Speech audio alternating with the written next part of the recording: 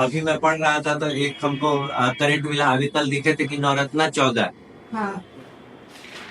ठीक है। तो इंडियन रेलवे का कंस्ट्रक्शन कंपनी है इरकॉन। इरकॉन को 15वां नवरत्न का दर्जा मिला है अभी करेंट लेटेस्ट है। ठीक है ऐसा। अब नवरत्न सर, हाँ नवरत्न। तो एक इंडियन रेलवे कंस्ट्रक्शन जो है सो कंपनी इरकॉन इंटरनेशनल है। इरकॉन इंटरनेशनल। तो ये इरकॉन इंटरनेशनल जो है सो किसको मिल गया, ये 15वां है, वहां पे ऐड कर लीजिएगा। ये भी बात यही है कि ये बहुत अपडेटेड चीज होता है कि हमेशा नया नया चीज ऐड होते रहता है। ये इंडियन रेलवे का है कंस्ट्रक्शन कंपनी इरकॉन। हमने कल बोला था कि दर्जनों जो है सो कंपनी आपको मिलेगा पीएसयू जो केवल इंडियन रेलवे के अंतर्गत काम करता है।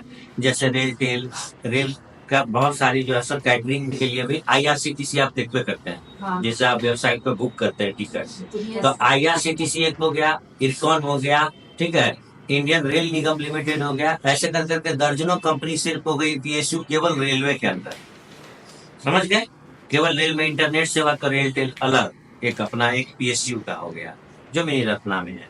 तो नवरत्ना 14 कंपनी में नवरत्ना में थी, जिसमें 14वां नंबर पे था ओएनजीसी विदेश। देखिए ओएनजीसी आप नाम सुनते हैं तो ओएनजीसी दो है, ओएनजीसी विदेश, विदेश लिमिटेड। तो ओएनजीसी मतलब देश के अंदर तेल ढूंढ रहा है, तेल ढूंढना काम है उसका ओएनजीसी का। ठीक है, ऑयल एंड नेचुरल गैस हो गया। अब ओएनजीसी विदेश उसी का आर्म्स हो गया ओएनजीसी का, जिसका क्या है उसका काम है यही विदेश में, जैसे अब रसिया में उसका जो है सो एक्सप्लोरेशन सेंटर। ठीक है ऐसा।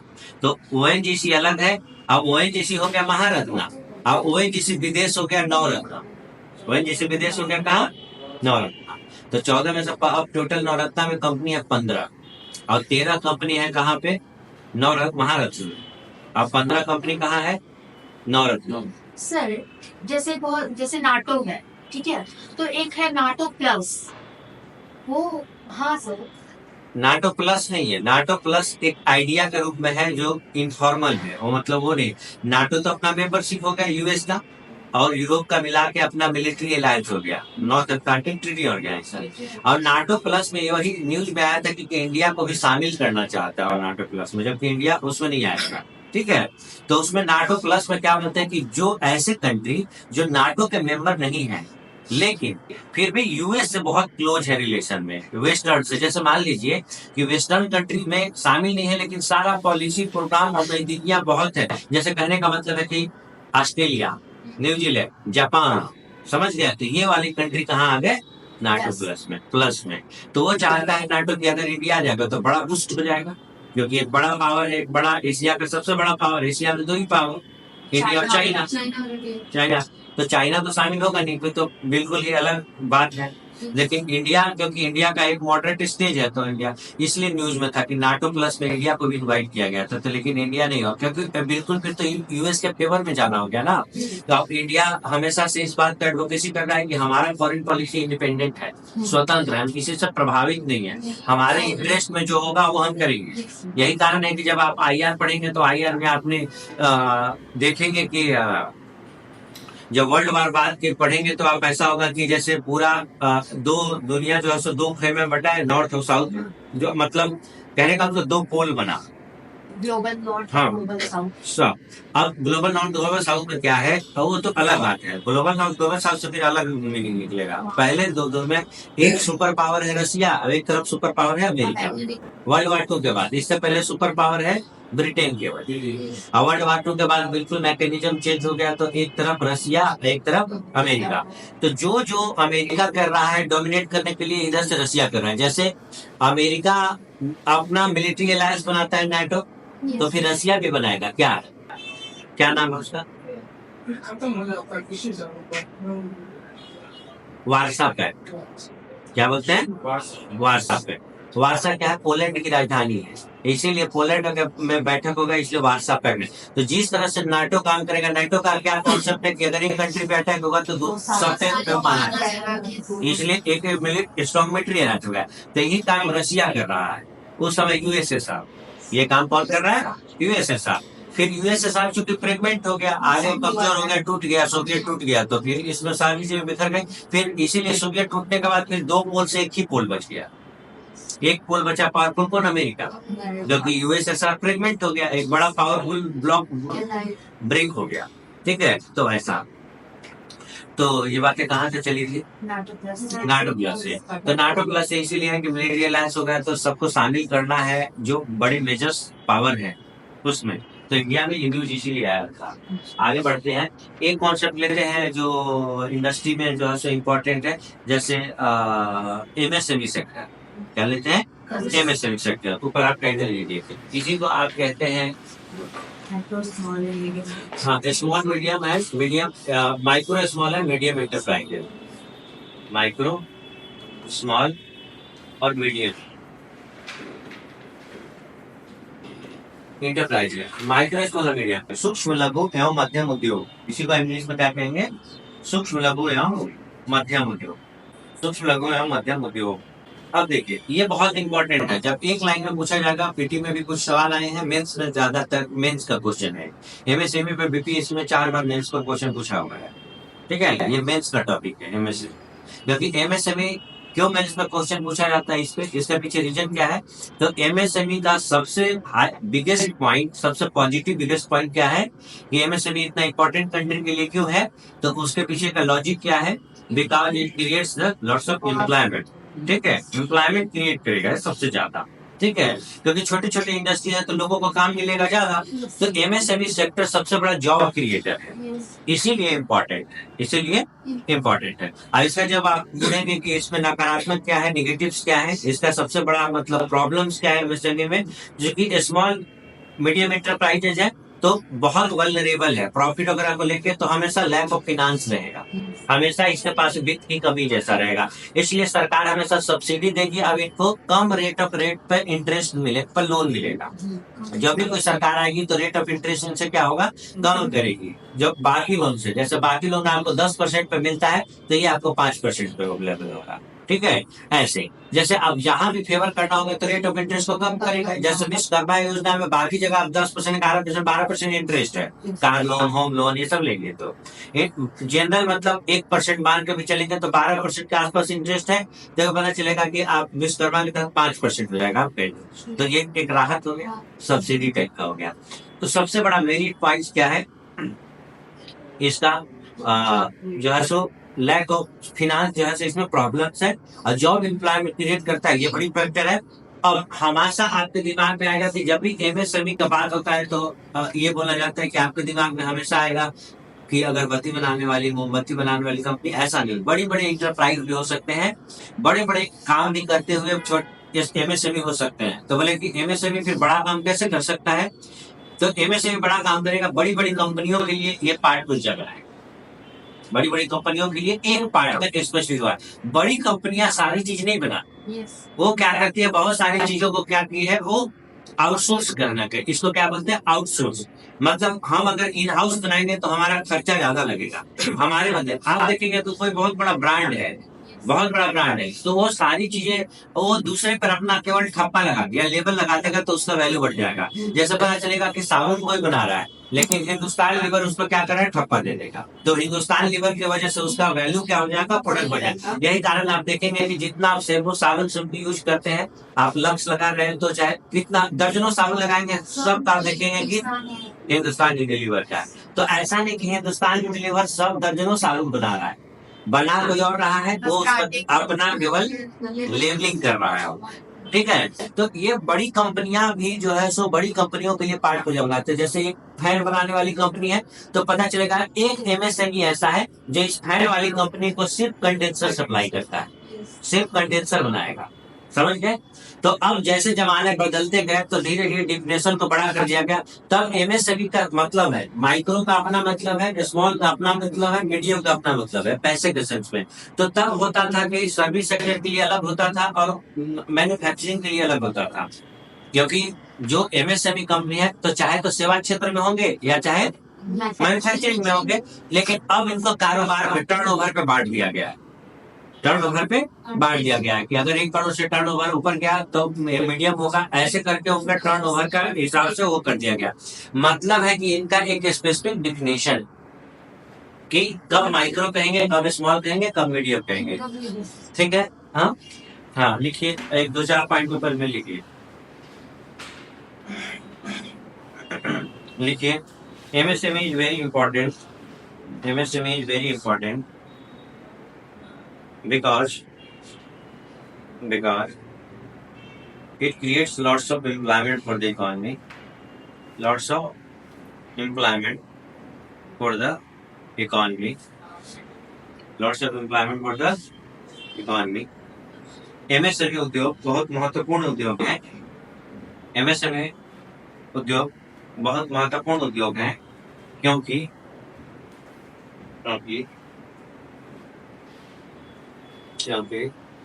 या रोजगार का सृजन करते हैं। रोजगार का सृजन करते हैं। रोजगार का सृजन करते हैं। हो गया। या इनका जीडीपी में योगदान, इनका जीडीपी में योगदान, इट्स कंट्रीब्यूट इन जीडीपी, इनका जीडीपी में योगदान 30% से अधिक, 30% से अधिक है। It's contribute more than 30% in GDP, इनका योगदान जीडीपी में 30% से अधिक है। It contributes more than 30% in GDP. Next point, विनिर्माण में इनका हिस्सा लगभग 45% है। विनिर्माण में इनका हिस्सा लगभग 45% है। It contributes more than 45%, around 45% in manufacturing sector. विनिर्माण में यह लगभग 45% का योगदान देते हैं। It contributes around 45% in manufacturing sector. अब इसी से आप अंदाजा लगा सकते हैं कि मैन्युफैक्चरिंग इतना हो रहा है कि कितना मैन्युफैक्चरिंग का 45% और जीडीपी में लगभग कितना 30%। अब कितना, आप सोचिए कि अगर MSME बर्बाद होगा तो देश बर्बाद हो जाएगा। तो MSME पर इतना जोर दिया जाता है क्योंकि आप देखेंगे कि कोविड भी आया तो सबसे ज्यादा तबाही किसका होगा, MSME का होगा।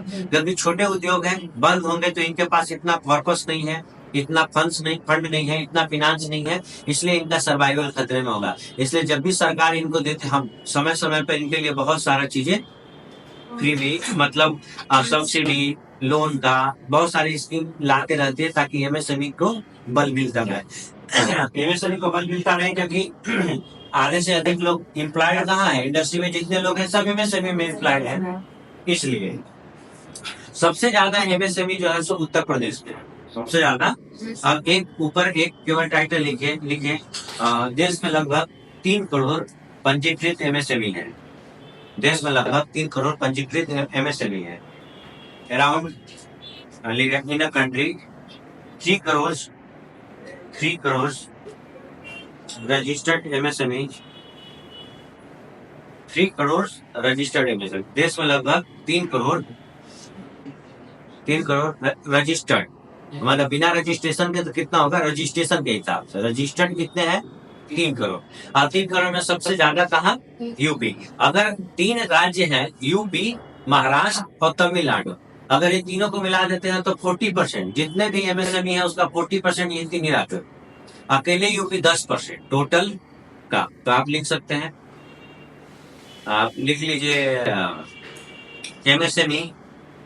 MSME इकाइयां सबसे ज्यादा उत्तर प्रदेश में है। उत्तर प्रदेश MSME इकाइयां सबसे ज्यादा उत्तर प्रदेश में है।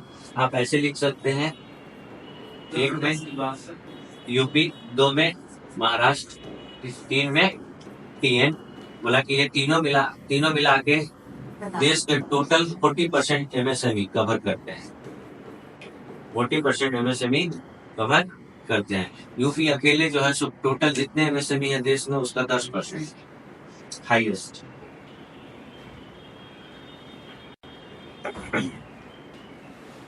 समझ गए, लिखिए। नेक्स्ट,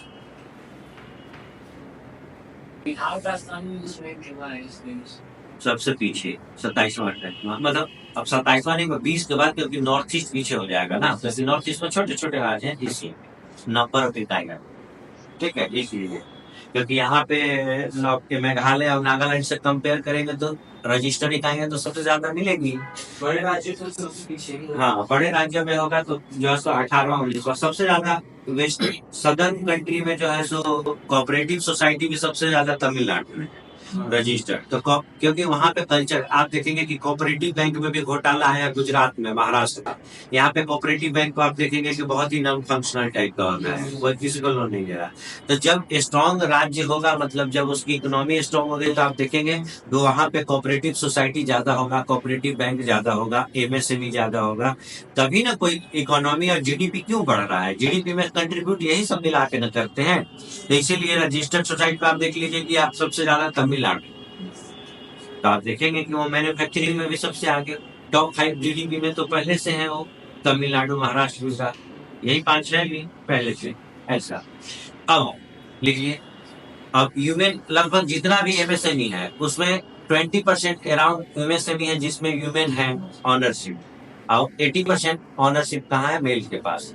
आप फीमेल ऑनरशिप लिख सकते हैं। स्वामित्व के आधार पर, स्वामित्व मतलब owner on the basis of ownership कह सकते हैं। स्वामित्व, स्वामित्व के आधार पर लगभग 20% एमएसएमई महिलाओं द्वारा संचालित होती है। स्वामित्व के आधार पर लगभग 20% एमएसएमई महिलाओं द्वारा संचालित होती है। अराउंड लिखेंगे on the basis of ownership around 20% of MSME is run by women, and the remaining 80% by the male.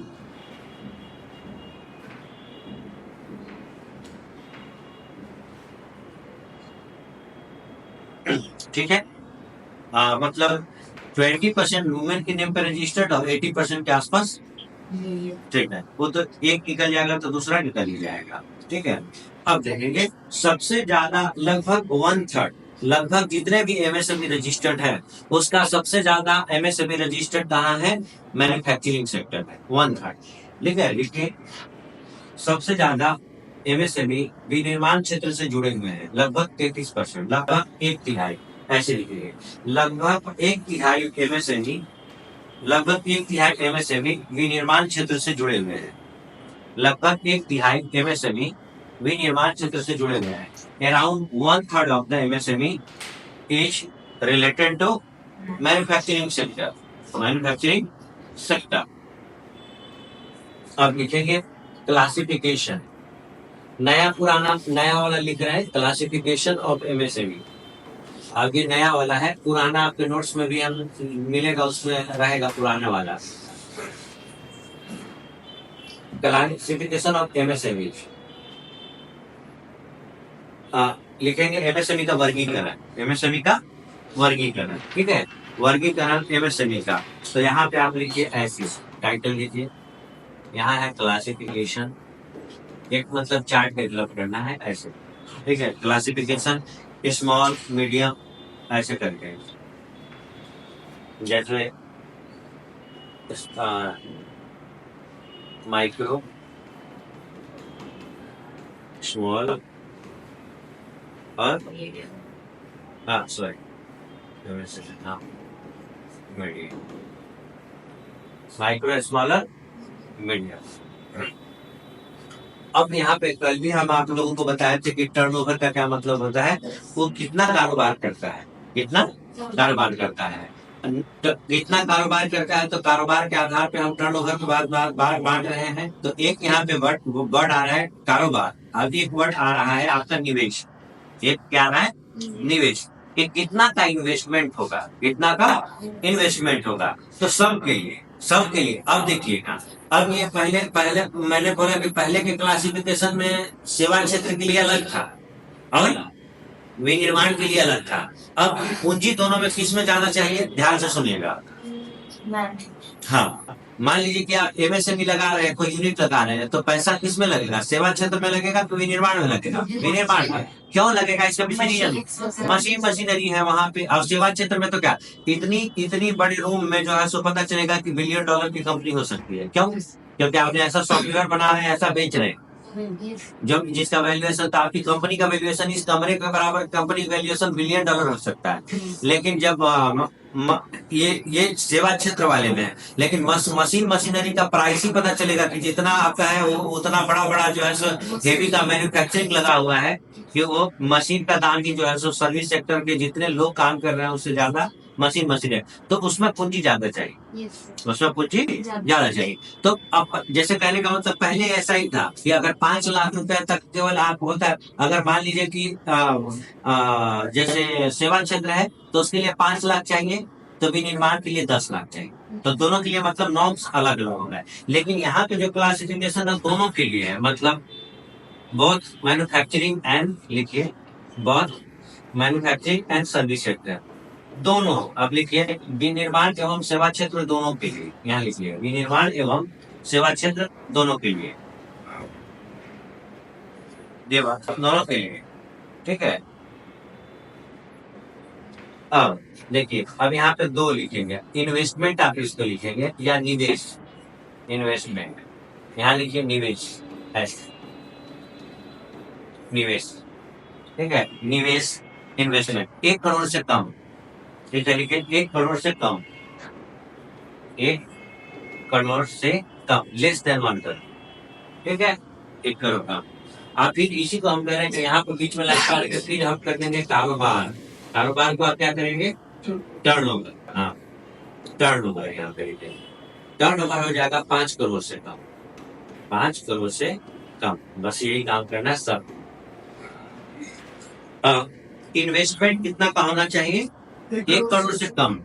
और टर्नओवर कारोबार कितना का होना चाहिए? 5 करोड़ से कम। हमने बोला कि सबसे बड़ा फिगर कारोबार होता है, कारोबार में जितना कितना का बिजनेस कर रहा है, ठीक है, कारोबार। तो आप कहेंगे कि 1 करोड़ लगाएंगे तो 5 करोड़ का कारोबार होगा, हो सकता है ना, तो कितना भी हो सकता है। आप लगाएंगे उससे कई गुना तो आप कारोबार कर ही सकते हैं, आपने लगाया कितना।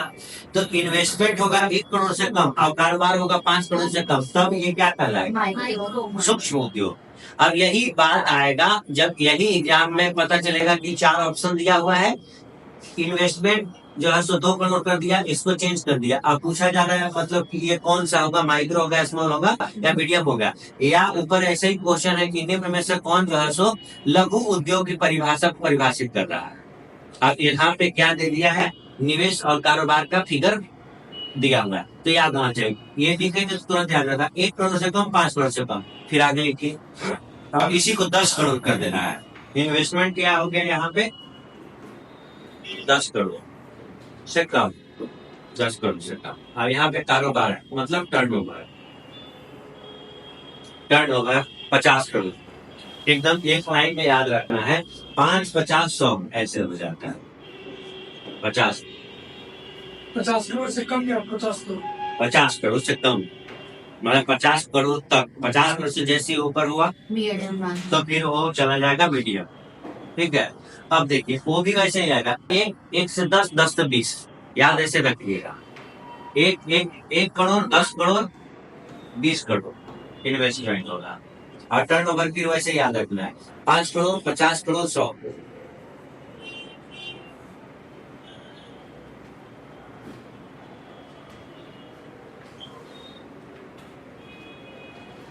याद रह जाएगा, 1, 10, 20, ठीक है। अब ये 5 के गुणक वैसे ही 5 से जो है 50 करोड़ और फिर जो है 100 करोड़। तो अभी तक आपको आप ये समझ गए कि मीडियम इंटरप्राइजेज जो मध्यम उद्योग हैं उनका पूरा टर्नओवर कहाँ तक जाएगा? 100 करोड़ तक। 100 करोड़ से ऊपर की कंपनी जैसे ही हो जाएगी तब फिर उसका नाम क्या हो जाएगा? बृहद कंपनी। और फिर वो बड़ी कंपनियां हो गई। जब तक 100 करोड़ से कम का कारोबार है तब तक वो मीडियम है, और जैसे ही 100 करोड़ से पार हो गया तब फिर वो बड़ी कंपनियां आ गई। समझ गए? अब ऐसा हो गया। इसीलिए हर एक चीज का मतलब है कि अगर माइक्रो कर रहे हैं तो क्या, स्मॉल कर रहे हैं तो क्या, मीडियम कर रहे हैं तो क्या, सब का एक मतलब है। नहीं पढ़ने का मुझे लगता है कि सब एक ही जैसा होता है, लेकिन सब का इकोनॉमिक्स में एक जैसा कुछ भी नहीं है। जैसा पहले ही बताया, एग्जैक्टली डिफाइन करना होगा उसको, तब बात बनेगी, ठीक है, इसलिए एग्जैक्ट डिफाइन क्या है कि मध्यम उद्योग कम है जब 100 करोड़ तक का कारोबार, जैसे 100 करोड़ से आया तो फिर बृहद उद्योग हो गए, बड़े उद्योग चलेगा। ठीक है, तो ये एमएसएमई है। ठीक है, एक ऐसा ही कॉन्सेप्ट लेते हैं छोटे। अब एक आप एमएसएमई के बाद आप एक कॉन्सेप्ट पढ़ते हैं, जैसे एमएसएमई के आप फायदे नुकसान ये सब मेंस में ये सब लिखाया जाएगा पॉइंट, यही लिखवाया जाएगा दर्जनों point. Advantage of MSME, disadvantage of MSME, ऐसे करके फिर आप एलोबरेट जैसे मेंस में क्वेश्चन लिखते हैं वैसे चलेगा। एक कॉन्सेप्ट आता है, इसको कहते हैं सीएसआर, नाम सुने आपने? Social corporate social responsibility, corporate social responsibility, Hindi में इसको कहते हैं सामाजिक, ये जो है सो कॉर्पोरेट सामाजिक उत्तरदायित्व, सामाजिक उत्तरदायित्व,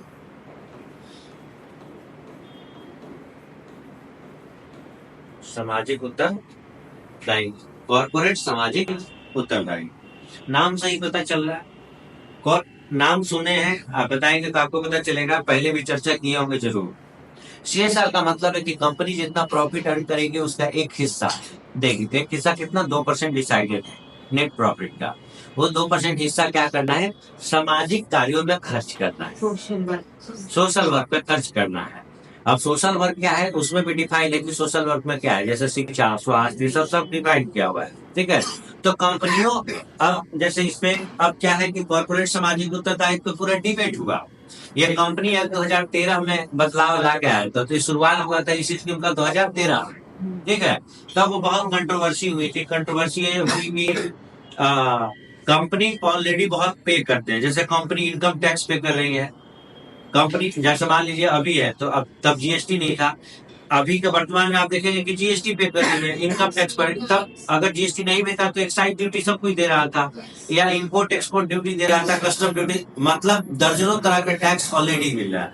बोला कि अगर कंपनी प्रॉफिट करती है तो कॉर्पोरेट टैक्स भी दे रहे हैं, अपना इंडिविजुअल पैसा कमाते हैं तो इनकम टैक्स भी दे रहे हैं, कंपनी का कॉर्पोरेट टैक्स दे रहे हैं, तो ऑलरेडी हमारे पास टैक्स बर्डन कंपनियों पे है, तो फिर ऊपर से ये इम्पोज ना किया जाए, क्योंकि सामाजिक उत्तरदायित्व तो कभी भी थोपा नहीं जा सकता, वो हमेशा क्या आना चाहिए, स्वतः आना चाहिए, क्योंकि आप किसी को दान देने के लिए बाध्य नहीं कर सकते, है ना। ये बात कहाँ से आई कि चंदा के लिए, चंदा जो है सो हमेशा क्या होना चाहिए, ये उसको रखा कैसे जाना चाहिए, स्वेच्छा। आपका इसका आपका कितना आपका कैपेसिटी है उस पर निर्भर करना चाहिए, जबकि अब यहाँ पे सरकार क्या कर रही है, बाध्य कर रही है कि आपको सोशल रिस्पॉन्सिबिलिटी करनी है। तो दोनों तर्क देते हैं। तर्क क्या है यहाँ पे, एक तर्क है कि ऑलरेडी कॉर्पोरेट टैक्स दे रही है, इनकम टैक्स दे रही है, तो फिर ऊपर से बाध्य क्यों किया जाए, एक तर्क है। दूसरा तरफ तर्क ये कहा जाता है कि कंपनी भी जो है सो बहुत समाज का बहुत सारा चीज लेती है, जैसे कंपनी भले कॉर्पोरेट टैक्स भी कुछ दी, लेकिन सोसाइटी के प्रति रिस्पॉन्सिबिलिटी उसको जाएगी, क्योंकि मान लीजिए कि हाँ मतलब नदी नाला, सॉइल पोल्यूशन, चाहे वाटर पोल्यूशन हो, चाहे इन्वायरमेंटल पोल्यूशन हो, वो सब तो इन्वायरमेंट तो उसका नहीं है, प्रॉफिट उसका है, कंपनी उसका है, लेकिन धुआं जो छोड़ रहा है वो तो नुकसान सबके लिए है। तो रिस्पॉन्सिबिलिटी बनती है कि अगर प्रॉफिट अर्न कर रहा है तो एक हिस्सा समाज पे खर्च करे, दोनों तर्क है। तो चूंकि चुनाव के पहले है, 14 में चुनाव होना है, तो 13 चुनाव के एक साल पहले बहुत सारी चीजें ऐसी आती है, अच्छा वेलफेयर का काम होगा, इसलिए 13 में बहुत सारा लैंड एक्विजिशन बिल जो बहुत हिस्टोरिक है वो उस समय का है, 13 का एक सीएसआर अभी जो पढ़ रहे हैं वो 13 का है, फूड सिक्योरिटी एक्ट जो आपने पढ़ा है वो सब 13 का है। चुनाव उस साल बहुत सारी चीज था, पहले माइनॉरिटी में 5 आते थे, जैन को माइनॉरिटी का दर्जा मिला था, ऐसे करके हम 20 चीज गिना सकते हैं कि क्या क्या 13 में अनाउंस हुआ। चुनाव का पहले कितने मेजर चीजें अनाउंस होती है, तो ऐसा इसीलिए किया गया। तो कंपनी में यहाँ पे तीन चीजें रखा गया कि कंपनी का नेटवर्क और कंपनी और करके, चाहे तो इसको फुलफिल करे कंपनी, चाहे इसको। तो अब यहाँ पे छोटे जो कंपनियां हैं उनको बाढ़ किया गया, मतलब छोटे को राहत है, कैसे राहत है? क्योंकि यहाँ पे है कि मान लीजिए कि 3 चीजें हैं कि आपका जो है सो कंपनी का 5,000 करोड़ का नेटवर्थ होना चाहिए, टर्नओवर इतना का होना चाहिए, 5 करोड़ से ऊपर का प्रॉफिट होना चाहिए। तो बोला कि छोटी कंपनी ऑटोमेटिक इससे क्या होता है, बाहर हो गई, तो उनको सीएसआर नहीं करना है। तो बोला कि इस कानून आने के बाद क्या चेंज आएगा? तो चेंज आएगा कि सीएसआर करना जरूरी है। आप जो भी सीएसआर पे खर्च करेंगे आपने बैलेंस शीट में दिखाना होगा कि आपने कहाँ पैसा खर्च किया है। अगर आप नहीं करेंगे तो फिर आपको पनिशेबल ऑफेंस हो जाएगा, क्योंकि कंपनी एक्ट में शामिल कर दिया गया। ठीक है, तो मतलब ये जो दान है वो कंपलसरी है। इसलिए आप देखेंगे कि एसबीआई है तो पता चलेगा बहुत सारे सरकारी स्कूल में आरओ का वाटर लगवा दिया 1,000, तो उसके पूरे दान को फिर क्या करेगा, अपने जो है सो बैलेंस शीट में उसको जोड़ देगा कि हमने इतना करोड़ जो है सो पानी वाटर पे खर्च किया स्कूली बच्चों पे, वो आपने जोड़ लिया। ठीक है, ऐसे आपको करना होगा, इसी तरह खर्च करना। इसलिए बड़ी बड़ी कंपनियां स्कूल चलाती हैं। आप देखेंगे कि अदानी अंबानी जितना कहते हैं सब का स्कूल चलाती है गरीब बच्चों के लिए बहुत सारा। तो गवर्नमेंट है। हाँ, तो अब यहाँ से एक नया चीज आप सीखेंगे, सीएसआर अप्लाई इन बहुत प्राइवेट एंड पब्लिक सेक्टर में, बैंक नहीं पब्लिक सेक्टर दोनों पे सबको करना है। समझ गए, सबको वेलफेयर का काम करना है। फिर सरकारी बात कर ले तब तो फिर और एंटी प्राइवेट हो जाएगा। बोला कि दोनों कंपनी प्रॉफिट अर्न कर रही है। आपसे एक सवाल पूछा जाएगा कि देश में सबसे ज्यादा प्रॉफिट अर्न करने वाली कंपनी कौन है? गवर्नमेंट में नहीं, सब में ओवरऑल। हाँ, तो पिछला साल 23 में सबसे ज्यादा रजिस्टर्ड प्रॉफिट, शुद्ध प्रॉफिट, नेट प्रॉफिट जो अर्न किए एक नंबर एसबीआई। सब ओवरऑल कंपनी में, बैंक में नहीं भैया, ओवरऑल एसबीआई। दूसरे में रिलायंस, दूसरे में रिलायंस, तीसरा में आईओसीएल, चौथा में एचडीएफसी। आप समझ रहे हो, आईओसीएल जो तेल वाली जो कल लेते तुम्हारा वो ठीक है। हाँ, और फिर टॉप 10 में कोल इंडिया भी है। टॉप 10 में 5-6 कंपनियां जी सरकार की है नेट प्रॉफिट में। ठीक है, अब बाकी प्राइवेट में रिलायंस, एचडीएफसी। अपने इसमें सीट में दिखाएगा सीएसआर, लेकिन इसको वो इनकम टैक्स देना होगा, इसमें भी देना पड़ेगा ना। इनकम टैक्स से इसका कोई लेना देना नहीं, इसका क्राइटेरिया लिखवा देते हैं। तो आप ओवरऑल बात समझ गए। एक सीएसआर में क्या है कि कंपलसरी है आपको सामाजिक उत्तरदायित्व पूर्ति करना। आप एक सिग्निफिकेंट पैसा को खर्च करेंगे। लिखिए इसी को, लिखिए सीएसआर कंपनी अधिनियम 2013 के अंदर लाया गया। कंपनी अधिनियम 2013 के, कंपनी एक्ट 2013 लिखेंगे इंग्लिश में। It came through the company act 2013 2013 2013। दूसरा पॉइंट लिखिए, इसके अनुसार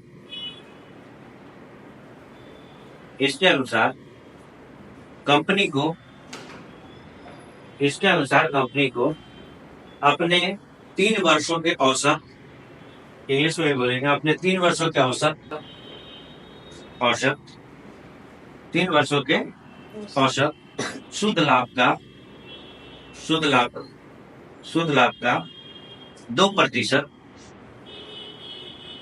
शुद्ध लाभ का 2% सीएसआर पर खर्च करना अनिवार्य है। 2% सीएसआर पर खर्च करना अनिवार्य है। हाँ? नहीं, एवरेज 3 साल का लिया जाएगा। एवरेज नहीं समझे बात को।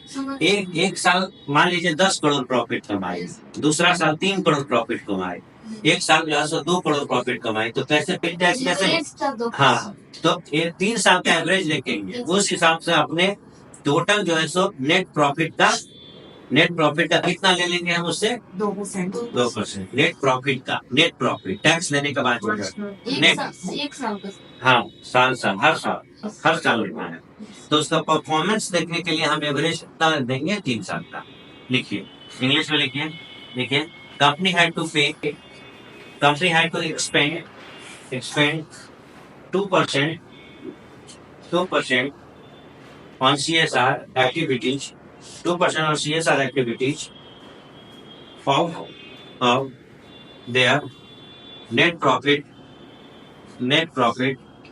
which is calculated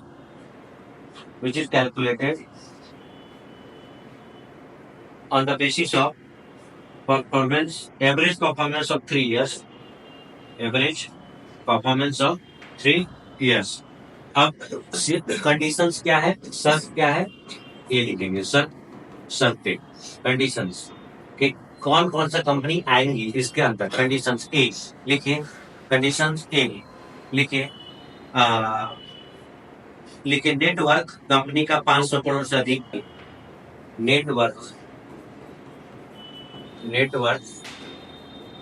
कंपनी का कितना हो, 500 करोड़ से अधिक, नेटवर्क कंपनी का कितना हो, 500 करोड़ से अधिक। नेटवर्क को आप हिंदी में क्या लिखेंगे, शुद्ध उसका जो है सो मूल्य, कंपनी का शुद्ध नेटवर्क है, शुद्ध को निवल भी कहते हैं, निवल मूल्य जो है सो कंपनी का कितना है, निवल मूल्य कंपनी का।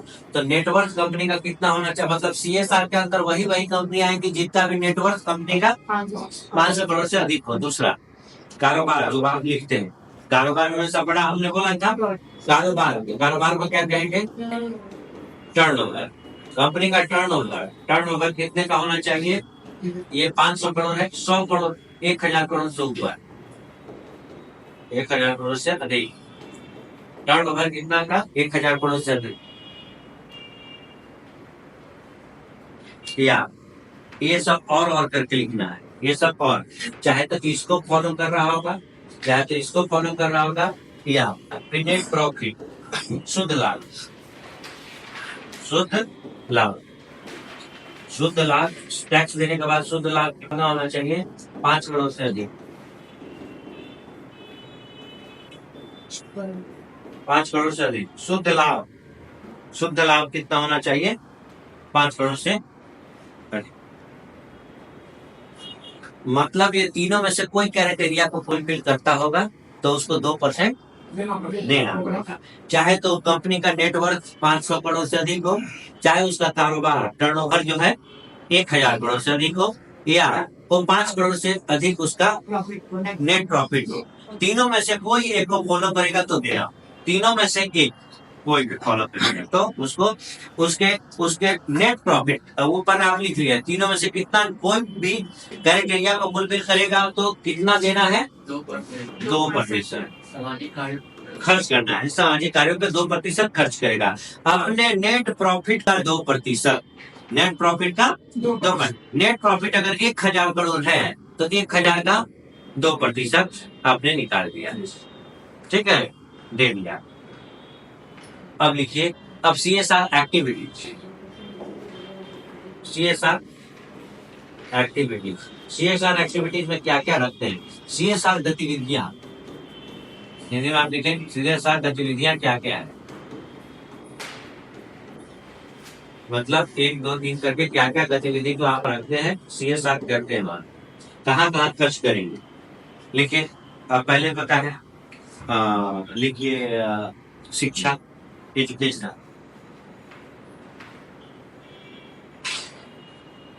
एजुकेशन का काम करती हैं। एक हो गया कौशल क्षेत्र में विकास, स्किल डेवलपमेंट, कौशल क्षेत्र स्किल डेवलपमेंट, पर्यावरण संरक्षण, एनवायरमेंटल प्रोटेक्शन, पर्यावरण संरक्षण, एनवायरमेंटल प्रोटेक्शन हो गया। गरीबी को कम करना, एजुकेशन ऑफ पॉवर्टी, क्षेत्र, ये सब एरिया है जहाँ खर्च करना है, एजुकेशन ऑफ पॉवर्टी, ठीक है। गरीबी को कम करना, लिखिए भूखमरी को कम करना, ठीक है। एजुकेशन ऑफ हंगर, भूखमरी को कम करना, भूखमरी को कम करना, कुपोषण को कम करना, जस्ट फाइटिंग एस माल न्यूट्रिशन, उसी में आप है डैश में कैसे कर सकते हैं, भूखमरी या कुपोषण से, माल न्यूट्रिशन से रिलेटेड हो, ठीक है। कौशल विकास, ये सब 4 5 6 मतलब बड़े हॉट जो है सो, एजुकेशन, हेल्थ जो है सो, ठीक है। अब ये न्यूट्रिशन, कुपोषण जितना भी है, इस तरह का इन्वायरमेंटल प्रोटेक्शन, ये सब जितने चीजें हैं। अब पता चलेगा कि कोई कंपनी जो है सो प्लांटेशन का काम शुरू की, अब किसी जिले में जो है सो हजारों करोड़ों मतलब पेड़ जो है सो लगाए, प्रोटेक्शन, तो अपना पूरे खर्चे को इन्वायरमेंटल प्रोटेक्शन दिखा के आपने बैलेंस शीट में डाले, तो उसने इतना पैसा यहाँ पे खर्च किया। अब बोलेगा कि तो कोई झूठ सच करेगा, तो हाँ, झूठ सच का स्कोप है, स्कोप है, लेकिन इसीलिए ये क्या होगा कि गवर्नमेंट इसको कभी भी स्क्रूटनी कर सकती है, कभी भी कोई स्क्रूटनी कर सकती है। आप पे नहीं करेंगे तो इनकम टैक्स फिर क्या करता है कि आप इनकम टैक्स में कोई भी अनामलाई पाया जाएगा तो फिर क्या करती है, आपको नोटिस भेजती है, अकाउंट फ्रीज करती है। तो यहाँ पे जो CSR एक्टिविटीज करना है वो कंपलसरी एक्टिविटी है। इसीलिए आप CSR देखें, और बड़ी कंपनियों में ऑडिट बोर्ड अलग से होता है। जैसे आप कहेंगे कि जैसे कोई प्राइवेट कंपनी है, तो प्राइवेट कंपनी में आप कुछ भी लिख के नहीं देंगे, आप बैलेंस शीट जो बनाते हैं तो बैलेंस शीट में ऑडिट कंपनी से आपको ऑडिट कराना पड़ता है, तो ऑडिट का साइन होना चाहिए, ऑडिट का साइन। तो अगर बाहर की कंपनी से आप कराते हैं जो ऑडिट करेगा पूरा आपका व्यय, आय, लोन, सारा चीज का वो कर रहा है, तो वो ऑडिट रिपोर्ट आपका पास नहीं करेगा, क्योंकि ऑडिट में फॉल्ट पाया जाएगा। तो फिर बड़ी कंपनियां घपला क्यों करती है, क्योंकि ऑडिटर भी वो कंप्रोमाइज है, ऑडिटर भी क्या होंगे, कंप्रोमाइज है। तो पता, इसीलिए उठाए जाएंगे तो भी उठाए, इसलिए बड़े लोग जब भी उठाए जाएंगे तो चार्टर्ड अकाउंटेंट को उठाया जाएगा साथ, क्योंकि बात है कि उससे जुड़ी हुई बहुत सारी चीजें ऑडिट में, आप ऑडिट में क्यों नहीं आ रहा है, तो ऑडिट छुपा रहा है, ऑडिट में छुपाया गया उस चीज को, लेकिन ऑडिट में दिखाना है, ऑडिट कराना है हर साल। छोटी भी कंपनी है आपकी, नहीं प्रॉफिट कमा रहे, हम घाटे में, तो भी आपको बैलेंस शीट बनाना है हर साल, अपने ऑडिट करानी है, कंपनी का सारा नॉर्म्स पूरा करना है। ऑडिट नहीं कराना तो सब देता ही नहीं। हाँ, तो इसीलिए है, तो अपने CSR एक्टिविटीज में उस चीज को आप डालेंगे। अगर आप नहीं डालेंगे तो पनिशेबल ऑप्शन है, ऑफेंस से मतलब आप पे पेनाल्टी लगेगा, आगे पेनाल्टी लगेगा, मतलब ये कंपलसरी है। कुल मिला के इतना आपको समझना है, CSR एक्टिविटी कंपलसरी है। तो ये आप डिसाइड कीजिएगा कि ये सही है या गलत है, जबरदस्ती जो लिया जाएगा, क्योंकि मतलब दान को यहाँ पे क्या किया गया, जबरदस्ती किया गया, केवल तो थोपा, या जबकि ये होना चाहिए था व्हील पे, क्योंकि बहुत सारे बड़े बिजनेसमैन अपने व्हील पे भी करते हैं, मतलब जनरली बड़े लोग अपने व्हील पे भी क्या करते हैं।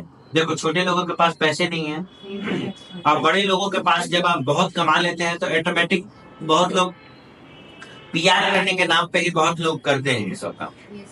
आप गरीब बच्चों को खाना खिला रहे हो तो पता चलेगा कि आप देखेंगे कि अब PR करने वाले ऐसे भी हैं, कभी कभी ऐसा फोटो वायरल हुआ कि गरीबों में केला बांट रहे थे, एक आदमी एक केला पकड़ा रहा है, अब उस केले को 4-5 लोग पकड़ेंगे, ठीक है, अब वो गरीबों को दिया जा रहा है। ये हमेशा देखेंगे कंबल बांट रहा है गरीबों, तो पता चलेगा कि सारे जो कंबल देने वाले हैं गरीब की तरफ कोई नहीं देखा, इधर सब, क्योंकि फोटो कैमरा इधर है। तो ये है PR, क्योंकि यहाँ पे PR का ये मतलब दान देने में भी PR काम कर रहा है, क्योंकि आप नाम कमाते हैं, आप क्या अच्छा मैसेजिंग देना चाहते हैं कि मतलब हम वेलफेयर का काम करते हैं, हम जो भी सोसाइटी में अर्न करते हैं हम सोसाइटी को कंट्रीब्यूट करते हैं। दान नहीं करता है सर तो उसको इनकम टैक्स से भी छूट मिलता है। हाँ, मिलता है, लेकिन उन लोगों के लिए क्या मिलेगा, ये है सैलरी ट्रस्ट, अच्छा, ये है जनरली सैलरी ट्रस्ट। ये PR का पब्लिक रिलेशन कि पब्लिक के रिलेशन बनाने के लिए आप क्या क्या PR करते हैं, तो वही बात है, जो कंबल बांट के आप फोटो खिंचवा रहे हैं तो आप PR कर रहे हैं, ताकि पूरा गांव मोहल्ला दोस्त सबको जाने की देखो कितना भला ऐसा, तो PR हो गया। PR मतलब वो किसी भी तरह का हो सकता है, पॉलिटिकल PR हो सकता है, फिल्मी हो सकता है, कुछ भी हो सकता है, बहुत सारी चीजें हो सकती है, बहुत सारी चीजें चल सकती है, ठीक है। एक कॉन्सेप्ट और लेते हैं, एक थोड़ा सा पढ़ते हैं, एक नाम सुनते हैं आप पहले, इसको कहते हैं सेज, स्पेशल इकोनॉमिक जोन, विशेष आर्थिक क्षेत्र, विशेष आर्थिक क्षेत्र, विशेष आर्थिक क्षेत्र, स्पेशल इकोनॉमिक जोन, लिखिए प्रॉपर टाइटल।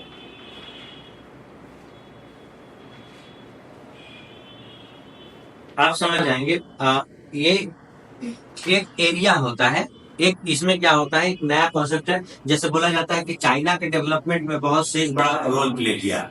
ये क्या होता है कि स्पेसिफिक एरिया को हम सेज घोषित कर देते हैं, डिक्लेयर करते हैं, और फिर वहां पे क्या करते हैं कि वहां पे जो भी कंपनी आएगी, जो भी कंपनी अपना यूनिट बैठाएगी, उनको टैक्स में छूट मिलेगा।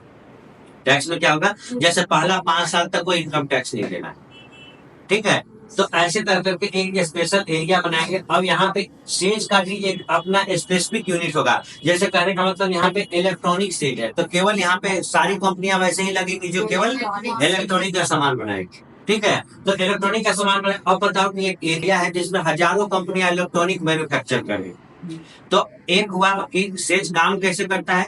तो इलेक्ट्रॉनिक हब हो गया, वो इलेक्ट्रॉनिक हब हो गया। तो कंपनियां वहीं पे क्यों लगाएगी, देशी विदेशी कंपनियां वहां क्यों लगाएगी, क्योंकि सरकार वहां पे बहुत सारा बेनिफिट दे रही है। या आपको जैसे लेबर लॉ से हम बहुत सारे छूट दे रहे हैं, इन्वायरमेंटल लॉ को आपको उतना फॉलो नहीं करना है, आपको 5 साल तक इनकम टैक्स नहीं देना है, फिर अगला 5 साल तक आपको केवल 50% इनकम टैक्स देना है, क्योंकि कंपनी का अच्छा। तो ये सब तो करने का मतलब है कि कंपनी का इनपुट कॉस्ट कम हो जाएगा। जैसे कंपनी को टैक्स ज्यादा देना पड़ता, कंपनी सब इनकम टैक्स नहीं लेंगे तो सामान तो सस्ता नहीं बेचेगा।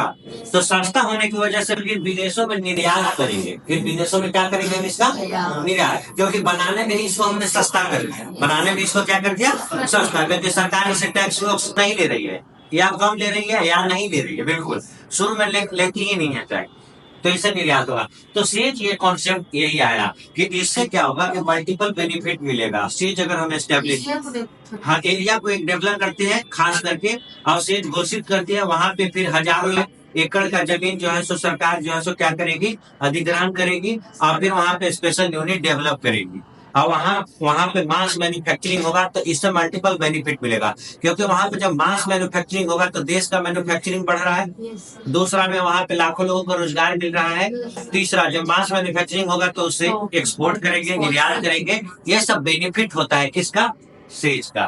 ठीक है, इसी को कहा गया स्पेशल इकोनॉमिक जोन। तो ऐसा अब आपसे एक लाइन में पूछा जाएगा तो आप क्या बताएंगे, तो बोला कि एक ऐसा एरिया है जहाँ पे देश का कानून से वहां का कानून भिन्न होगा। देश का कानून से वहां का कानून क्या है, भिन्न होगा। जैसे यहाँ पे आप इन्वायरमेंटल पॉल्यूट करते हैं तो आपको अलग है, लेकिन वहाँ इन्वायरमेंटल लॉ से छूट मिला। यहाँ काम करते हैं तो इनकम टैक्स देते हैं, वहाँ काम करते हैं सेज में है तो आप इसमें इनकम टैक्स नहीं देते हैं। तो इसका मतलब है कि देश के कानून से अलग कानून हो गया। तो एक एरिया ऐसा बना रहे हैं जहाँ देश के कानून नहीं हुआ। जैसे आप एक देखे होंगे कि सेज नहीं है, लेकिन आप पूरा सिटी, गिफ्ट सिटी का नाम सुना होगा, हाँ गुजरात गांधीनगर में। अब क्या है, वो दुनिया का सबसे बड़ा सेंटर बना रहे हैं हम ट्रेड का। गिफ्ट सिटी में ट्रेड का एक बड़ा सेंटर, सबका हेडक्वार्टर आ रहा है, दुनिया की बड़ी बड़ी यूनिवर्सिटी लग, जैसे अब ऑस्ट्रेलिया की सब यूनिवर्सिटी एस्टेब्लिश कैंपस बन रहा है। तो पता आर्बिट्रेट, जैसे दो देशों के बीच लड़ाई हो जाती है तो उसको सुलझाने के लिए आप जाते हैं थर्ड पार्टी आर्बिट्रेट में, कोर्ट में। तो सिंगापुर में यहाँ सबसे पॉपुलर है, नजदीक में सिंगापुर में, लंदन में सब। तो अब वो गिफ्ट सिटी में जो है सो आर्बिट्रेशन सेंटर भी होगा। ठीक है, मतलब दो कंट्री के बीच, दो कंपनी के बीच विवाद होगा तो कैसे सुलझाएंगे। जैसे अब ये होगा ना, जैसे कहने का मतलब लाइव केसेस है, कहने का मतलब है कि दो कंपनी लड़ गई, जैसे अमेजन और लड़ गई और रिलायंस, क्योंकि अमेजन पहले से काम कर रही थी और रिलायंस में ई कॉमर्स में आई, तो बहुत सारा नॉर्म्स टूटा। तो अब अमेजन जो है सो केस कर देगी कहाँ, इंटरनेशनल आर्बिट्रेज सेंटर में, क्योंकि दो कंपनी के बीच में लड़ाई है। तो आप निष्पक्ष होता है कि उस देश से बाहर हम ले गए। तो एक सेंटर होता है जहाँ पर नेशनल इंटरनेशनल एक्सपर्ट बैठते हैं, दोनों तरफ से सुनते हैं और फिर क्या करते हैं, वो करते हैं। सर, वो नहीं कर सकता है रिलायंस, वो जो भी बिजनेस करे चाहे वो तो कर सकता है ना, तो छूट हाँ कर सकता है, लेकिन बहुत सारे नॉर्म्स को फॉलो करना होता है, बहुत सारे कॉम्प्लीमेंट्री नॉन कॉम्प्लीमेंट्री कंप्लायंस होते हैं। जैसे नॉन कॉम्पिटिंग जो है, जैसे दो भाई के बीच भी हिस्सा बटा, तो जैसे रिलायंस में, तो पता चलेगा कि दोनों के बीच में बहुत सारा एग्रीमेंट होगा कि जो बड़ा का बिजनेस है उसमें वो नहीं जाएगा, बट वो एग्रीमेंट किस तरह का है वैसा होता है। तो बहुत सारे नॉर्म्स वायलेट हो रहे थे तो उसने केस कर दिया, तो फिर आर्बिट्रेशन सेंटर में जाएगा और फिर वो कोर्ट सुनवाई करेंगे और दोनों के हिसाब से अपना फैसला देंगे। समझ गए। तो ऐसा एक बड़ा सेंटर डेवलप हो रहा है, पूरा इंटरनेशनल हब बन रहा है। वहां पे फॉरेन दो यूनिवर्सिटी भी स्टैब्लिश हो गए, पहला कैंपस बन रहा है। तो अब एक पूरा से वहां कंट्री का, अब कहने का मतलब उस राज्य का कानून वहां भिन्न होगा। कैसे भिन्न होगा, जैसे गुजरात में शराबबंदी है, वहां पे शराब बेचा नहीं जाता, लेकिन गिफ्ट सिटी में अलाउड। अब देख रहे हैं हम क्या समझाना चाह रहे हैं। हाँ, तो गिफ्ट सिटी में क्योंकि वहाँ पे आधा फॉरेनर आ रहे हैं, क्योंकि वहाँ पे स्कूल इंटरनेशनल जो है सो फैकल्टी है, कैंपस है, इंटरनेशनल कैंपस है, तो दुनिया के 50 देश के लोग वहाँ पढ़ रहे हैं। और वहाँ का नियम तो पता चलेगा कि गुजरात का नियम अलग है, तो पूरा गुजरात में शराबबंदी है, लेकिन गिफ्ट सिटी में ये बात लागू नहीं। अब समझ के बाद, तो सेज वैसा ही जगह है। स्पेशल इकोनॉमिक जोन, हम उसको एक स्पेशल टेरिटरी डेवलप किया है, स्पेशल जियोग्राफिकल एरिया है, जिसमें देश के कानून से भिन्न कानून वहाँ है। हम ऐसा क्यों कर रहे हैं? क्योंकि हम खास चीजों को प्रमोट करना चाहते हैं, उसको बल देना चाहते हैं। तो चूंकि किस चीज को बल देना चाहते हैं? तो चूंकि स्पेशल इकोनॉमिक जोन है, तो इकोनॉमिक को बल देना चाहते हैं। इकोनॉमिक को हम स्पेशली ट्रीट कर रहा है। मास मैन्युफैक्चरिंग की तरफ जाना है। मास मैन्युफैक्चरिंग का पर्पस क्या है? एक्सपोर्ट को प्रमोट करना, यही पर्पस है सेज का। सर वो जमीन जो होगा सर लैंड किसका तो गवर्नमेंट का? हाँ, वो एक्वायर करके देगी, फिर कंपनी खरीदेगी, लेकिन एक्वायर सरकार करेगी, जो कि सरकार ही एक्वायर कर सकती है ना। प्राइवेट आपसे कम, प्राइवेट किससे कैसे लुटेगा? वो सरकार का ही काम है ना, लैंड देगी। हाँ, वो फिर बेच, जो कि मुआवजा दे दिया जाएगा। जिसका जमीन जाएगा उसको तो ऑलरेडी पैसे मिल गए जाएंगे। अब लैंड एक्विजिशन एक्ट के तहत जो बाजार में प्राइस होगा उससे 4 गुना प्राइस उनको देना है। पर मिल पाता है सर? हाँ? मिल पाता है? नहीं मिलता उस हिसाब से नहीं है, लेकिन सिटी में मिलता है, जहाँ पे अवेयरनेस है, मीडिया है। वहाँ पे गाँव घर में होता है कि बहुत सारे मैनिपुलेट हो जाते हैं, जहाँ मीडिया नहीं है, जहाँ लोग बहुत जागरूक नहीं है। लेकिन अब लैंड एक्विजिशन से किसी को समस्या बहुत ज्यादा इसलिए नहीं होती है क्योंकि इसमें बहुत ज्यादा पैसा मिलता है। तो इसलिए आप देखते हैं कि हरियाणा वाले जो इतना रीच हुए, तो पता मेट्रो जा रही है। हाँ, तो कल जो 2-3 दिन से बोल रहा है, तो हमारे क्लास 7 में पढ़ता था, तो जनकपुरी जो मेट्रो स्टेशन है दिल्ली का, तो वो उसकी जमीन से गुजरी है, तो उसको उस समय 12 करोड़ मिला उसको कहिए। तो 12 करोड़ मिला, तब वो क्लास में आता था, तो क्लास में इंटरेस्ट नहीं रहता। जब हम पढ़ते वक्त 3 बार निकलेगा पानी पीने और टॉयलेट करना, अब क्योंकि वो क्लास ही जबरदस्ती कर रहा है। इसलिए हरियाणा वाले का वो लोग करते हैं क्योंकि वो प्रॉस्परस है। तो क्यों प्रॉस्परस है? क्योंकि सबसे ज्यादा वहां पे टाउनशिप डेवलप हो रहा है। जैसे गुड़गांव का, तो बड़ी बड़ी कंपनियां आ जा रही हैं, तो जो जमीनें जा रही है, तो जिसका जमीन पड़ा तो उसको करोड़ों करोड़ मिला। तो इसीलिए बोला कि वहाँ लोग स्कॉर्पियो से दूध बेच रहे हैं। अब समझ गए? क्योंकि वो ऐसा राज्य है जहाँ पे लोग खेती को सेलिब्रेट करते हैं। खेती करना खराब काम, हमारे जैसा बिहार जैसा नहीं है। वहाँ पे लोग करोड़पति है, फिर भी खेत में जा रहे हैं। इवन बहू को भी धर्म जाना है। यहाँ तो बहू तो पता चलेगा ऐसा कह देने से जो है सो युद्ध हो जाए। ऐसा बिहार में करोड़पति आदमी के यहाँ बहू बाहर जाएगी खेत में काम करने, वहाँ करोड़पति है तो भी बहू बाहर जाएगी काम करना, क्योंकि अपना काम को उस तरह से लिया गया। इसीलिए पता चलेगा कि आप स्कॉर्पियो लिए तो पता चलेगा कि करोड़ मिला। तो 4 भाई है तो 4 स्कॉर्पियो एक दिन आया, 4 स्कॉर्पियो आएगा। सबसे ज्यादा दिल्ली में मजाक स्कॉर्पियो का इसलिए बनता है, ठीक है। और उस स्कॉर्पियो से फिर क्या बेचा जाएगा? दूध बेचा जाएगा, ठीक है। स्कॉर्पियो को पीछे लाद के और लिखा जाएगा वहां पे जाट, क्योंकि गाड़ी पर फिर क्या लिखा जाएगा? जाट लिखा जाएगा, यादव या जाट लिखा जाएगा, क्योंकि ये सब रिफ्लेक्ट करते हैं ना, वहाँ के गाड़ियों पे यही सब दिखेगा। हमेशा आप देखेंगे जो डोमिनेटिंग कास्ट होगा वो अपने गाड़ी वाड़ी पर अपना नाम वो लिखेगा, ठीक है। तो ऐसा चलता है, जो भी पार्ट से पार्ट। तो बात है, ये जो बात कहाँ से, लैंड एक्विजिशन से। तो एक्विजिशन में भूमि अधिग्रहण का प्रॉब्लम नहीं है। अब लोग बहुत जगह मना रहे होते हैं कि हमारा जमीन पड़ जाए। क्यों? क्योंकि पड़ जाएगा तो करोड़ों रुपए हमको मिल जाएगा, ठीक है। अब इससे पहले खेती का जमीन था तो धान होता था, तो धान 10,000 20,000 का बिकेगा। इससे अच्छा 50 लाख मिलेगा, दूसरा काम होगा, 1 करोड़ मिलेगा, दूसरा काम। तो ये बहुत हद तक लैंड एक्विजिशन को लेकर पहले जैसा क्लियर नहीं है। ट्राइबल एरिया वगैरह में है क्योंकि लोग थोड़ा सेंसिटिव है, क्योंकि जमीनों से उनका जुड़ाव थोड़ा अलग तरीके का है। और शहर में रहने वाले लोग जो शहर में रह रहे हैं उनका जुड़ाव थोड़ा जमीनों से कम हो गया है, क्योंकि बहुत लोग ऐसे हैं जो गाँव जाना ही नहीं चाहते, तो उनका जमीन से लगाव तो थोड़ा कम हो जाएगा। तो ऐसा है। लैंड एक्विजिशन एक्ट भी 2013 है। आप 13 वाला जो बड़े 13 में कितनी चीजें हैं, तो अभी भी जो भूमि अधिग्रहण अधिनियम जो है सबसे ऊंचा जो रहा है वो 13 का है, 13 का। तो आप लिखिए इसी में, लिखिए सेज एक पॉइंट ऐसे में इसी में आप कहते हैं सेज एकीकृत इस पर इंटीग्रेटेड कहते हैं, एकीकृत औद्योगिक सेज एकीकृत औद्योगिक क्षेत्र होता है। एकीकृत औद्योगिक क्षेत्र होता है, एकीकृत औद्योगिक क्षेत्र होता है क्षेत्र होता है जिसमें जिसमें विकास के लिए या जिसमें उद्योगों को विकास के लिए सारी आधारभूत संरचनाएं मौजूद होती है, जिसमें उद्योगों को विकास के लिए सारी आधारभूत संरचनाएं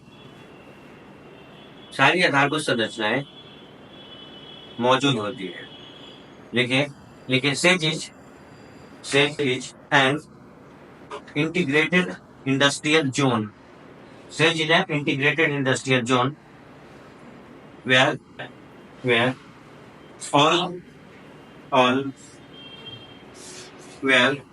all infrastructures are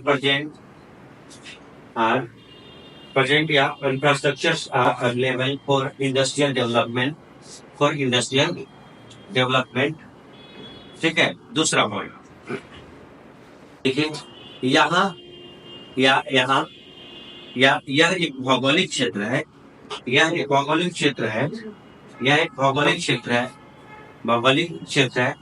this is an geographical area, भौगोलिक क्षेत्र है जहाँ देश के अन्य क्षेत्रों की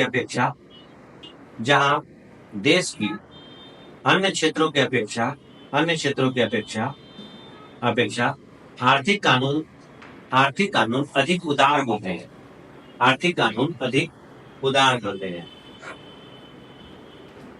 जहाँ आर्थिक कानून अधिक उदार होते हैं। It is an geographical area where industrial और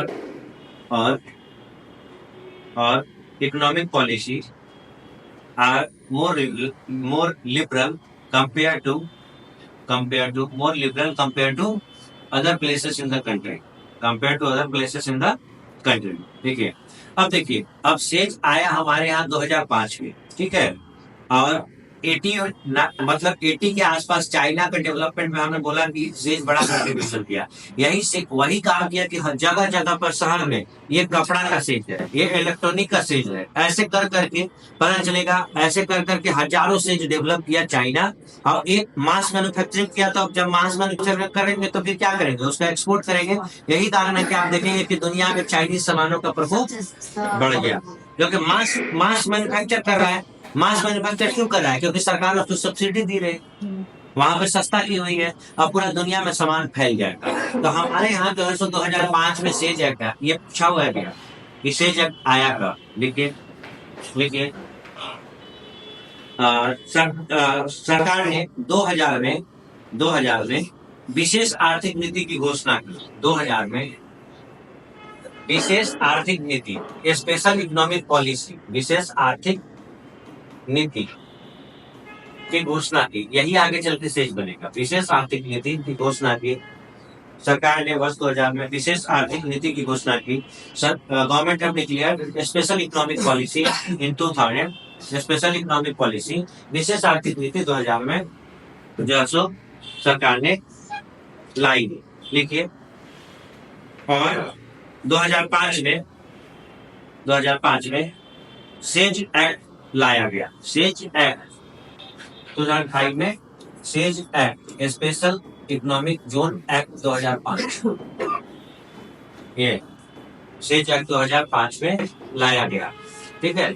सेज एक्ट सेज एक्ट 2005 में आए के लिए, ठीक है।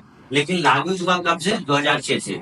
लिखे, बट इट इम्प्लीमेंटेड इन 2006। लिखे, यह 2006 से कार्य करना प्रारंभ किया। 2006 में से लागू किया गया। 2006 से लागू किया गया, समझ गए। सेज एक्ट है कब का? 5 का। जब आया काम करना शुरू किया 2006 में। लेकिन पहली बार सेज नीति कब बनी थी? 2000। यही जैसे जीएसटी पे टास्क फोर्स बना 2002 में, लेकिन आया कब? 17। समझ गए। यानी शुरुआत 2000 में हुई थी। इसीलिए अटल बिहारी वाजपेयी का पीरियड में आप देखेंगे कि 2000-2004 के दिन बहुत सारा चीज आएगा, समझ गए। दर्जनों थी, जैसे सेज एक्ट होगा, न्यूक्लियर टेस्ट होगा, प्रधानमंत्री ग्राम सड़क योजना होगा, फिर पूरा जो है सो पूरा महानगरों को जोड़ने के लिए जो है सो गोल्डन क्वाड्रिलेटरल स्कीम, ऐसे कर करके 500 चीजें आएगी उस 5 साल के। बहुत बड़ी उपलब्धि। सर्व शिक्षा अभियान, सब पढ़े ऐसे कर करके बहुत सारे हजारों जो है सो बड़ी बड़ी चीजें आएंगी। वो बहुत अचीवमेंट का पीरियड था। ठीक है, अब लिखे देश में लगभग 420 से ज्यादा अनुमोदित सेज हैं। 420 से ज्यादा अनुमोदित का मतलब है सैंक्शन। अनुमोदित मतलब है इतना नहीं, मतलब काम नहीं कर रहा, अनुमोदित है, सैंक्शन है। 420 सैंक्शन है। एंड करेंटली वर्तमान में 235 सेज काम कर रहे हैं। 235 सेज जारी कर रहे हैं। And currently 235 SEZs are working. 420 से ज्यादा पास हैं, लेकिन काम कितने कर रहे हैं? 235 के आसपास। ऐसा हमने लिखा 420 से ज्यादा सेज अनुमोदित है, जिसमें से 235 कार्य कर रहे हैं। 235 कार्य कर रहे हैं। 420 more than 420 says are sanctioned, but 235 are still in a working। समझते? ये कार्य कर रहे हैं। अब क्या होगा कि ये हमने बाद में देखा, एक सवाल यहाँ भी पूछा जाता है, सेज जैसा एक पॉलिसी हमने बहुत पहले लाया था, इसमें हम बहुत इनोवेटिव थे। ठीक है, इसको कहा जाता था निर्यात प्रसंस्करण जोन। ठीक है, एक्सपोर्ट प्रोसेसिंग जोन। ठीक है, एक्सपोर्ट जोन अभी लिखना नहीं है, अभी आप देखिएगा एक्सपोर्ट प्रोसेसिंग जोन, निर्यात प्रसंस्करण क्षेत्र। पता है निर्यात प्रसंस्करण क्षेत्र जो है ये हमेशा कांडला पोर्ट जो है गुजरात का, तो उसको बनाया गया था export processing zone, Kandla port को। ठीक है, कि यहाँ पे हम एक्सपोर्ट करने के लिए जो है स्पेशल हमने पॉलिसी लाया था कि एक्सपोर्ट हम यहाँ पे मैन्युफैक्चर करेंगे और सामान को बाहर एक्सपोर्ट करेंगे। 1965 में आया, तब हम एशिया का पहला कंट्री था जो ईपीजेड लाया।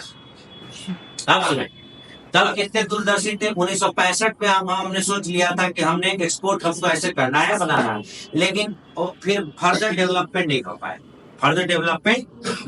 आइडिया रहा, जैसे आपके संडे वाले टेस्ट में पूछा गया था, कल वाले 2 दिन पहले जो आपने टेस्ट दिया कि दुनिया का पहला देश जो फैमिली प्लानिंग और पॉपुलेशन कंट्रोल का पॉलिसी लाया था, कौन है कंट्री? इंडिया है। 1952 में पहला कंट्री है जिसने फैमिली प्लानिंग की बात की।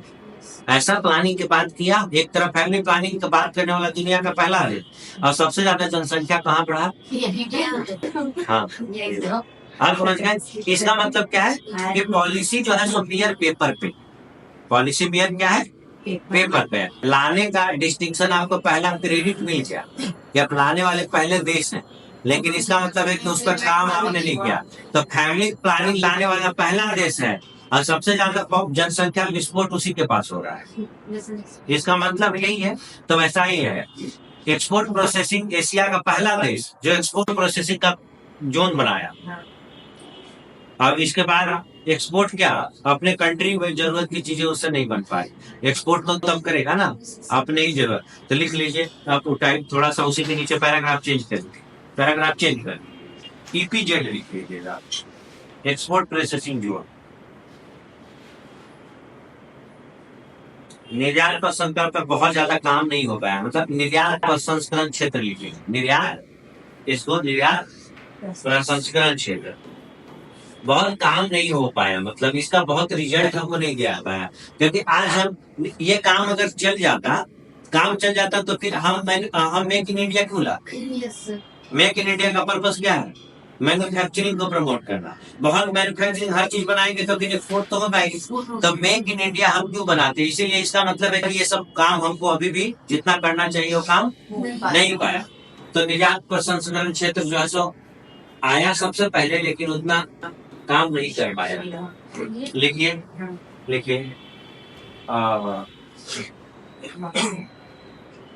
निर्यात प्रसंस्करण क्षेत्र में लिखिए भारत एशिया का पहला निर्यात प्रसंस्करण क्षेत्र 1965 में कांडला में बनाया। कांडला गुजरात में पोर्ट है कांडला। हमने बोला कि भारत ने एशिया का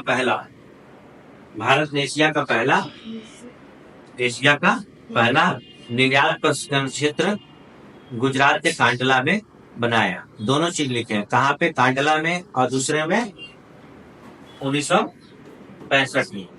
कांडला गुजरात 1965 में बनाया, ये पहला है। और ये एक और डिस्टिंक्शन क्या है? एशिया का पहला, फर्स्ट इन एशिया। ये तीनों बातें हैं। एशिया का पहला है, 1965 में बना, और जो है तो कांडला है, कांडला गुजरात में। कांडला पोर्ट का नाम चेंज हो गया है, क्या हो गया है?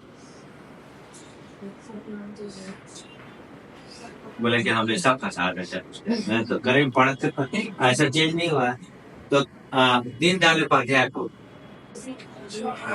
बोला कि ऑप्शन में गेस करने के लिए मिलता तो बना ली ना, ऑब्वियस हो गया है। हाँ, तो बोला कि ये गवर्नमेंट में चेंज हुआ है, तो इसका मतलब है कि इसी तरह का नाम होगा, लेकिन वो ऐसा नाम नहीं रहेगा ना, जो ऑप्शन बनाने वाला होगा सब नाम वैसा ही देगा, ठीक है ना? दीनदयाल पोर्ट होगा, अटल पोर्ट नाम रहेगा, तो तुम एकदम कंफ्यूज हो जाओगे, इसलिए चलेगा ना। ऐसा नहीं होगा कि एक जवाहर पोर्ट रहेगा, एक रहेगा जो सो दीनदयाल उपाध्याय पोर्ट, तब ना होगा कि नहीं ये सरकार जवाहर नाम तो रखेगी, तो ऐसा नहीं चलेगा। एक अटल पोर्ट रहेगा, एक जो है सो दीनदयाल पोर्ट रहेगा, दूसरा तीसरा सुभाष पोर्ट रहेगा। क्यों? क्योंकि सुभाष चंद्र बोस के नाम पे सारे आइलैंड का नाम अंडमान निकोबार में कर दिया, समझ रहे हैं? हाँ, तो सब नाम वैसा ही रहेगा, तो कंफ्यूजन भी रहेगा, बल्कि पहले से ज्यादा कंफ्यूजन। तो ये है निर्यात प्रसंस्करण, इसका भी अब इसमें आप समझने की जरूरत नहीं है, नाम ही है निर्यात प्रसंस्करण, तो पर्पस क्या है? मैन्युफैक्चर करे और जो है सो एक्सपोर्ट करे, एक्सपोर्ट को प्रमोट। अब फिर उसी में नीचे लिखिए सेज का ऑब्जेक्टिव ऑफ सेज के ऑब्जेक्टिव्स, उद्देश्य। हाँ, सेज तो वो हो गया, सेज के उद्देश्य, ऑब्जेक्टिव ऑफ सेज। हाँ, सेज उसी को बनता है, एसीजे विशेष आर्थिक क्षेत्र को सेज कह रहे हैं। सेज के ऑब्जेक्टिव्स क्या? उसके उद्देश्य। फर्स्ट लेकिन वस्तु एवं सेवाओं के निर्यात को बढ़ावा देना, वस्तु एवं सेवाओं के निर्यात को बढ़ावा देना।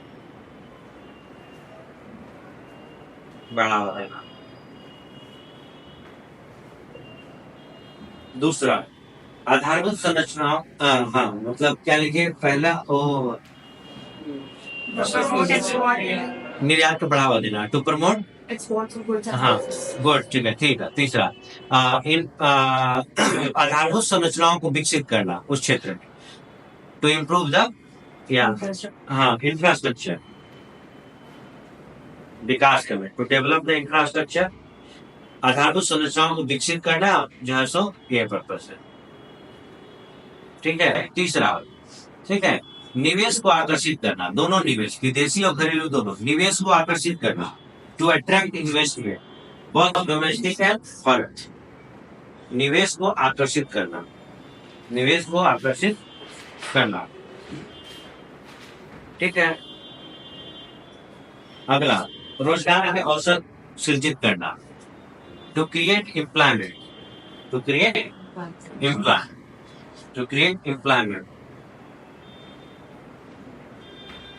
to create employment, रोजगार ऐसा भी रोजगार जो है सो बढ़ेगा, ठीक है। इस तरह से ये सब बेसिक पर्पस है, 4-5 जो है सो ये बेसिक, ये आपका जो है सो एम्प्लॉयमेंट को बढ़ा देगा, एम्प्लॉयमेंट क्रिएट करेगा, इन्वेस्टमेंट को अट्रैक्ट करेगा, इंफ्रास्ट्रक्चर को बढ़ाएगा, और एक्सपोर्ट, इसका प्राइम सबसे बड़ा फोकस क्या है? एक्सपोर्ट को बढ़ाएगा, ठीक है। मतलब चूज द एप्रोप्रिएट होता है, चूज द मोस्ट एप्रोप्रिएट, ये चारों में से एक चुनना होगा तो इसको चुनेंगे, एक्सपोर्ट इसका पर्पस होता है सबसे बड़ा, ये पर्पस, ये सेज, समझ गए। अब एक टॉपिक लेते हैं, बहुत इंपॉर्टेंट है, उसमें थोड़ा सा पढ़ते हैं, उसमें आप देखेंगे उसका नाम आप जानते हैं, सुनते हैं, इसको आप कहते हैं आइडिया, इंडस्ट्री में बहुत इंपॉर्टेंट होता है, इसको कहते हैं intellectual property right. Intellectual property right, intellectual property right, ठीक है। लिखिए intellectual property right, intellectual property right. अब इंटेलेक्चुअल प्रॉपर्टी राइट जो है सो क्या है कि आप पेटेंट सुनते हैं, आप जियोग्राफिकल इंडिकेशन सुनते हैं, तो इस तरह के जितने भी चीजें हैं वो सब क्या है, इंटेलेक्चुअल प्रॉपर्टी राइट आते हैं। देखिए ऊपर हिंदी में लिखे हैं तो बौद्धिक संपदा अधिकार, बौद्धिक बुद्धि से निकला है इसलिए बौद्धिक संपत्ति है, क्योंकि आपकी बुद्धि से निकली है तो आपका अधिकार है। दोनों सब मतलब लॉजिकल होगा। बौद्धिक संपदा अधिकार, बौद्धिक संपदा अधिकार कैसे होगा बौद्धिक संपदा अधिकार, क्योंकि हाँ सब कुछ अब बताते हैं सर।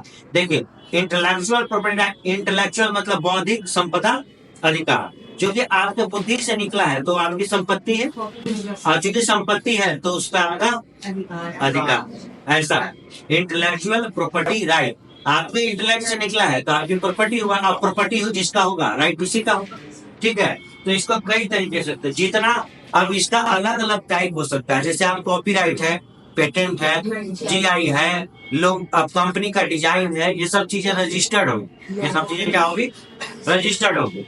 और रजिस्टर्ड होने के बाद क्या होगा, आपका उसमें क्लेम हो जाएगा। इसका मतलब है कि बाकी लोग उसको कॉपी नहीं कर सकते।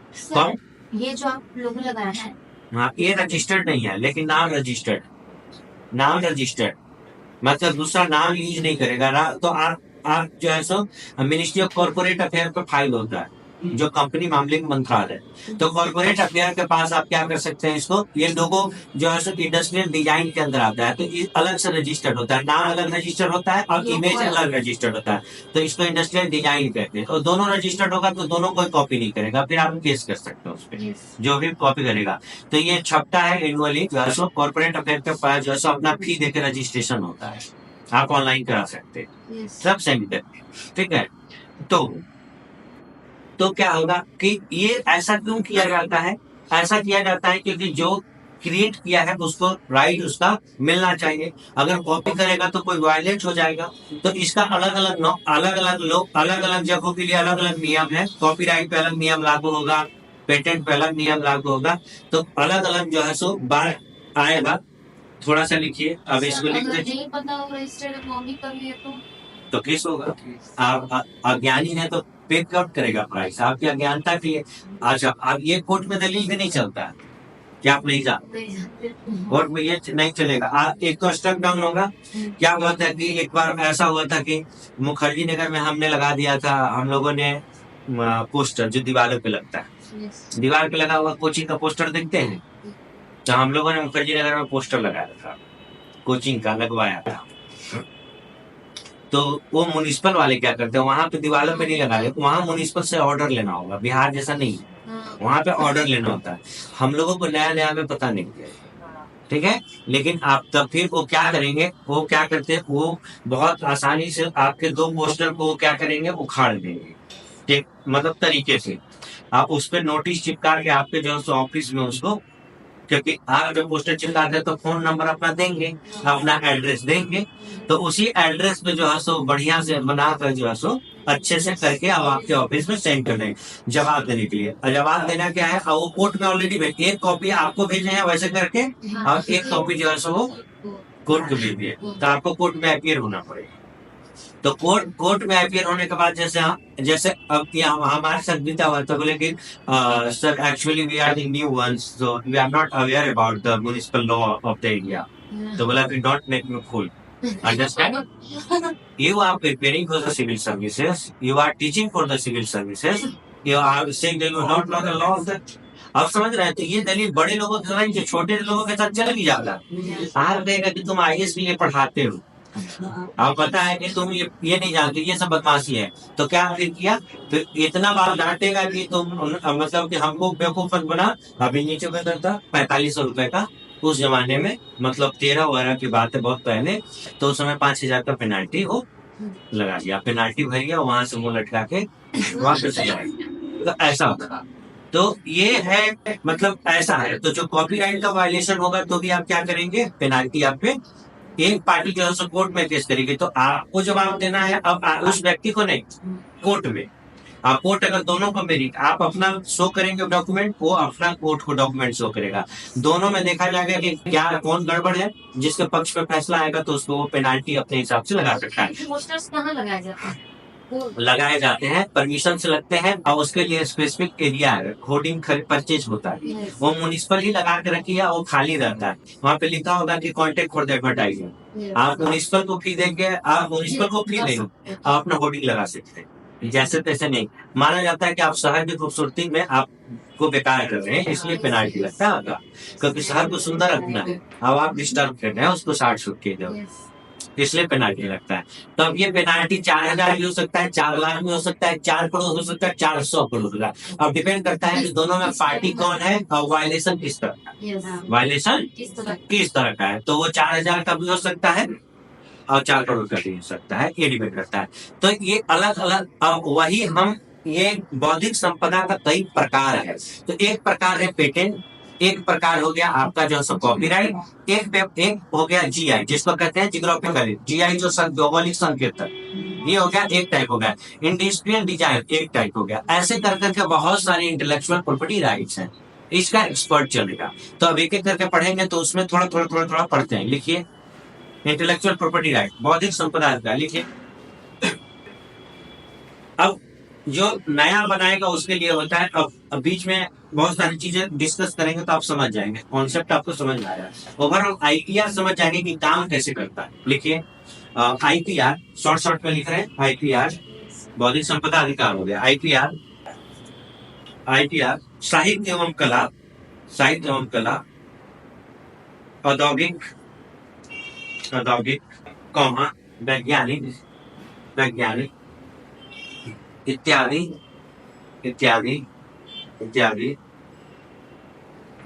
क्षेत्रों में नवाचार की खोज में, इत्यादि क्षेत्र में नवाचार की खोज के लिए मिलने वाला कानूनी अधिकार है। नवाचार की खोज में मिलने वाला कानूनी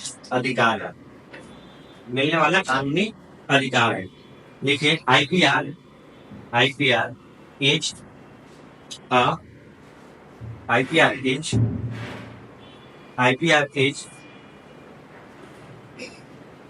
rights. IPR is rights. Hello, rights given for the innovations in an area of science, arts, industry, literature, etc. हमने कहा एरिया कोई भी हो सकता है, साइंस हो सकता है, आर्ट्स हो सकता है, लिटरेचर हो सकता है, कुछ भी हो सकता है। ये सब एरिया में कोई भी नया काम किया, इनोवेशन, नवाचार, इसी को आप क्या कहें, नवाचार। कोई भी आपने नया काम किया है तो उसके लिए आपको दिया जाएगा। ठीक है, चूंकि वो दिमाग का रचना है इसीलिए उसको उसका राइट मिलेगा। तो इसीलिए लिखेंगे टाइप्स ऑफ आईपीआर के प्रकार। फर्स्ट पेटेंट, ऐसे पेटेंट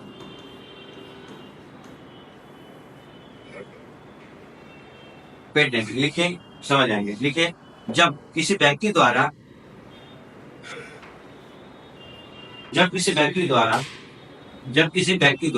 कोई विशेष कार्य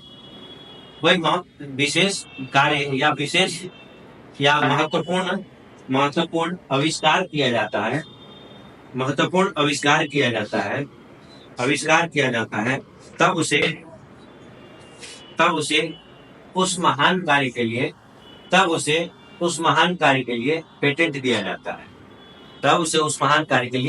पेटेंट दिया जाता है। देखिए सामान्यतः इसकी अवधि 20 वर्षों की होती है। सामान्यतः इसकी अवधि 20 वर्षों के लिए होती है।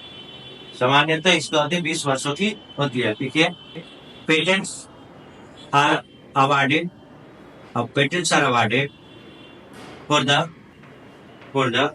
any new discovery, for any new discovery, full stop. The period of patent period of patent lasts around 20 years.